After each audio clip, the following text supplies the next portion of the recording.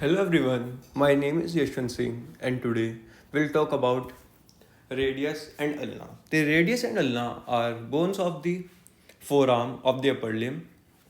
They both reside beside each other and are long tubular kind of bones. They form two main joints in our body, the elbow joint where they articulate with the humerus of the arm, and they also form radial ulnar carpal joint which is found here where they articulates with the carpals. The radius and ulna, as I already told you, are long tubular bones where the radius resides on the lateral side. This is the radius and this is the ulna. The radius reside on the lateral side or thumb side. The ulna reside on the medial side or pinky finger or little finger side.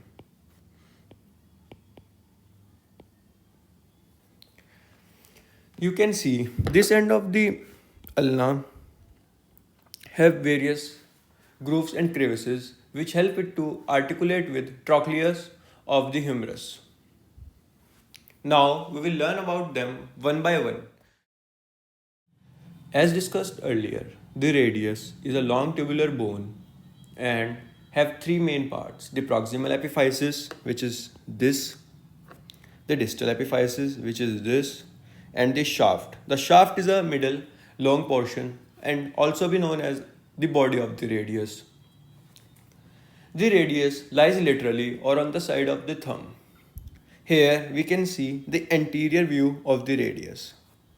So let's now discuss the structure of radius in a bit detail.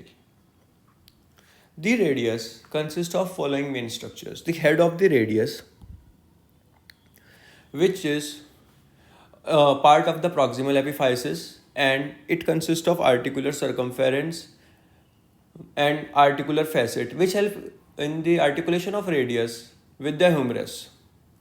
Then it consists of radial tuberosity. The tuberosity is a swelling, as we all know, and the radial tuberosity lies below the neck. Then we can see the neck of the radius.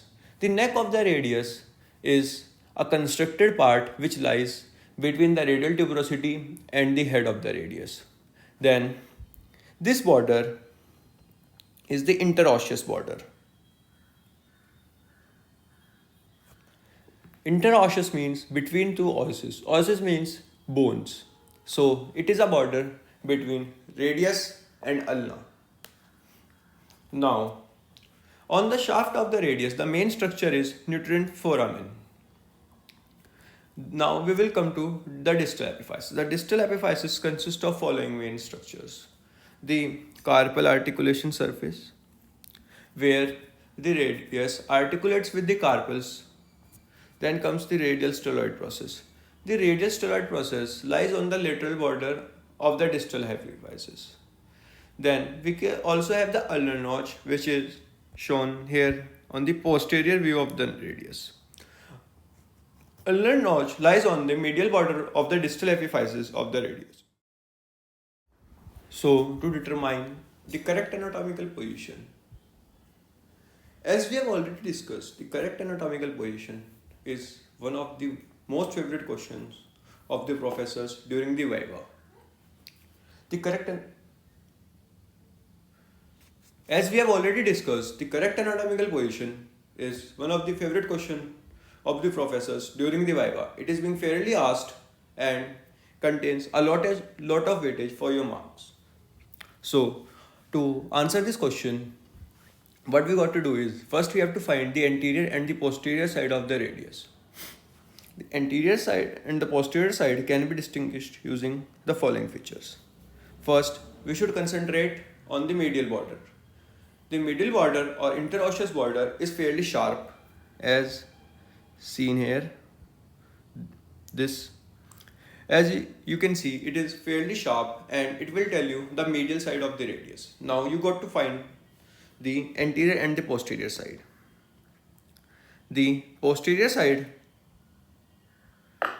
consists of a dorsal tubercle.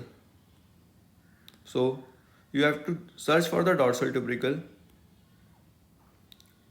and on the basis of that we will find.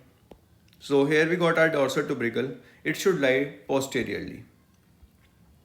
Now, keeping these two things in mind, we will position our radius like this. Now we will find the proximal and distal epiphysis. The proximal epiphysis is fairly circular and have a dentation. It have a concave dentation, as we can see, while the distal epiphysis is flattened. Now we know the proximal and the distal epiphysis, the posterior and the superior side, the medial and the lateral side. Keeping all of these three things in mind, you can easily tell the correct anatomical position of the radius. Now we will talk about ulna. As we have already discussed, ulna is a long tubular kind of bone and have three parts: the proximal epiphysis, the distal epiphysis, and the shaft. The shaft is a long extended portion of ulna which can also be called as body of the ulna. The shaft is fairly less populated with the structures. The most populated area with structures in ulna is its proximal epiphysis. So let's study proximal epiphysis in a bit detail. The proximal epiphysis on its top consists of olecranon, which is a extension found on the superior surface of ulna. Olecranon interlocks with the olecranon fossa of the humerus to form elbow joint, as can be seen in this image. This is the olecranon of ulna, this is the olecranon fossa of humerus, and this is the radius.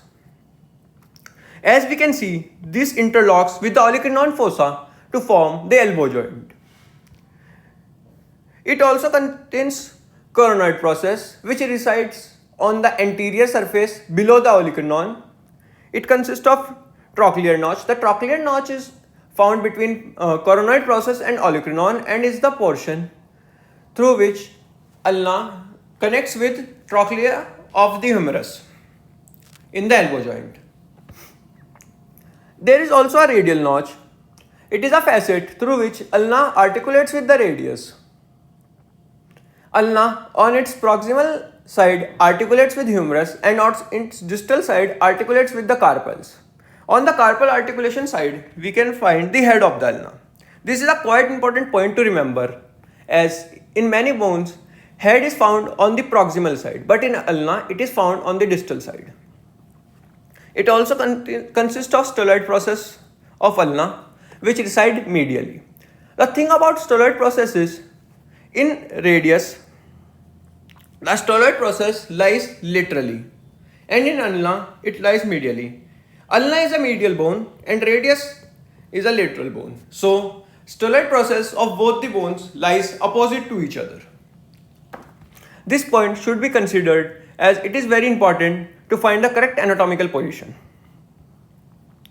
When we see the posterior portion of ulna, we can find the articular circumference. Articular circumference runs around the head of the ulna, articulates with the radius and carpals. So that's all with ulna. Now we will try to find out the correct anatomical position of the ulna. The correct anatomical position, as I have told you many times, is one of the most important questions asked in vivas. So to determine the correct anatomical position in ulna, all you need to do is you have to find the structure olecranon, and it lies on the posterior superior side of ulna. You have to place it as if it is posterior. Then you have to find this facet. This is facet for radial groove, or you can say it is a radial groove which lies on the lateral side. When you coincide these two positions, you will find the correct anatomical position of ulna.